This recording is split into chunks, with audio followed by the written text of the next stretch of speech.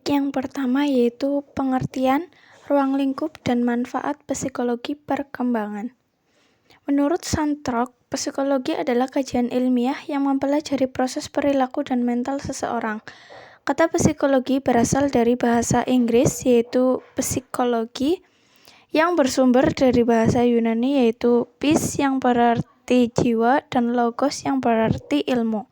Psikologi dapat didefinisikan sebagai ilmu yang mempelajari proses perilaku, mental, serta jiwa manusia, khususnya dalam hubungan dengan lingkungan sekitarnya.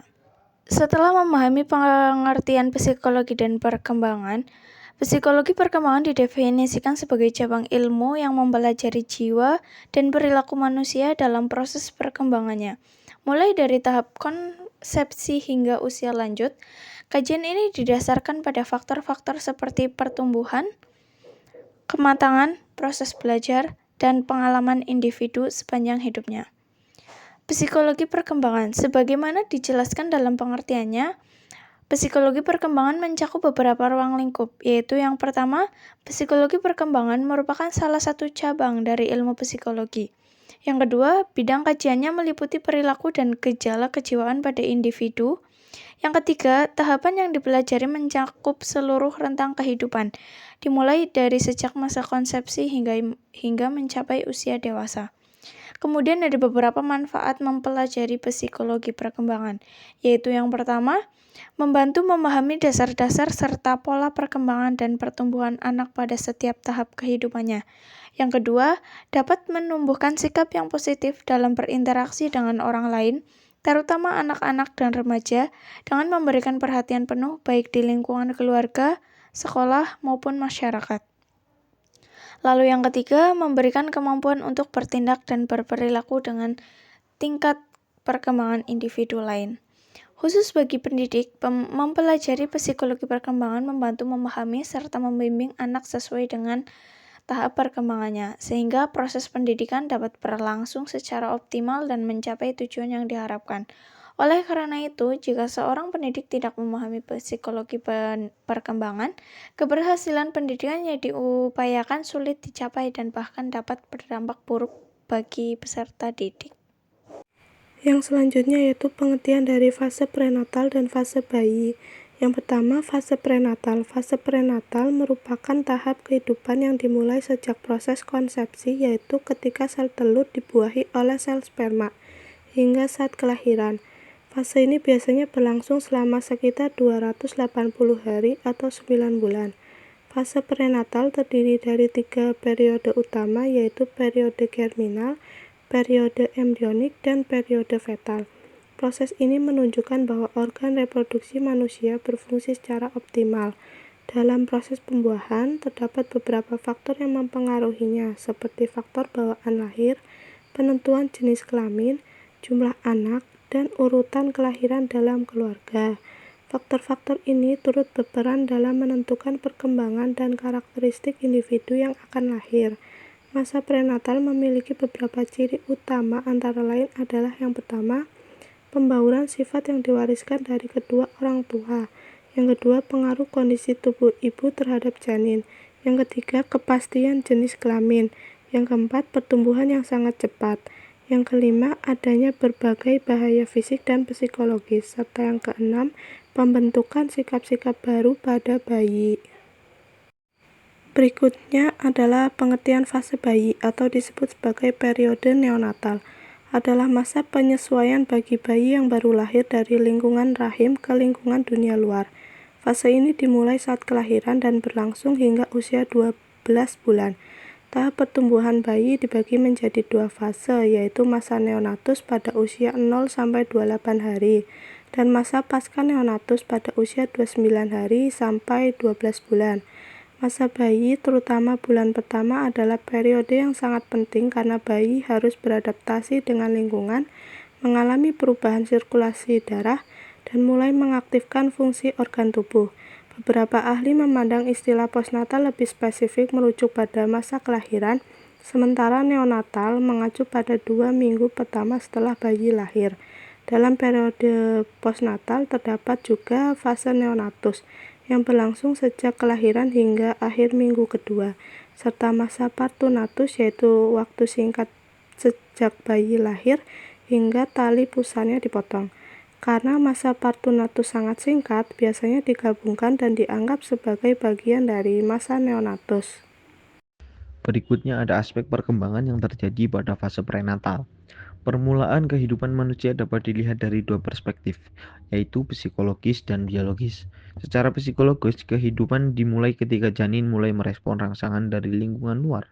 Fase prenatal adalah periode perkembangan yang dimulai dari pembuahan hingga kelahiran, yang berlangsung sekitar 9 bulan 10 hari. Fase prenatal dibagi menjadi tiga, yaitu yang pertama tahap germinal atau sejak pembuahan sampai 2 minggu.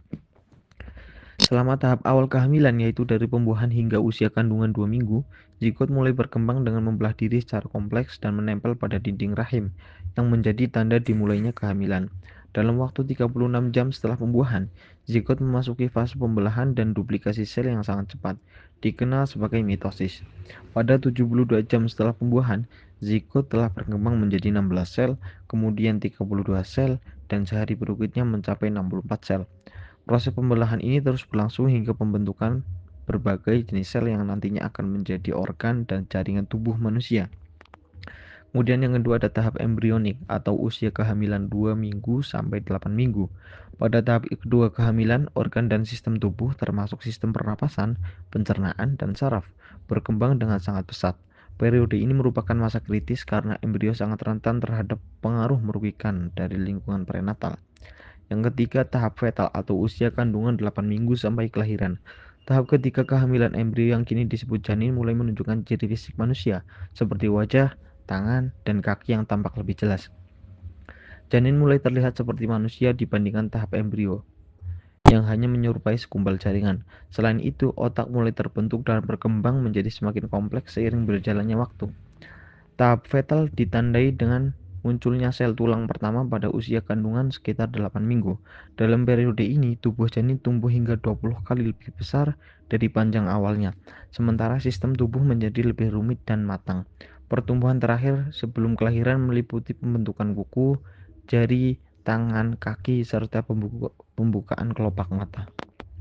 Berikutnya ada aspek perkembangan yang terjadi pada fase bayi. Sebagian besar ahli sepakat bahwa periode postnatal mencakup tahap perkembangan manusia mulai dari kelahiran atau usia 0 hingga 12 sampai 24 minggu. Namun, beberapa ahli memperluas cakupan periode ini hingga usia 3 tahun. Dalam rentang waktu ini, bayi akan melalui tahap baru lahir. Berikut adalah penjelasan mengenai beberapa aspek pertumbuhan dan perkembangan. Yang pertama ada aspek perkembangan fisik. Pola pertumbuhan cephalocaudal dan proximodistal. Kepala bayi cenderung lebih besar dari tubuhnya secara keseluruhan di awal masa bayi.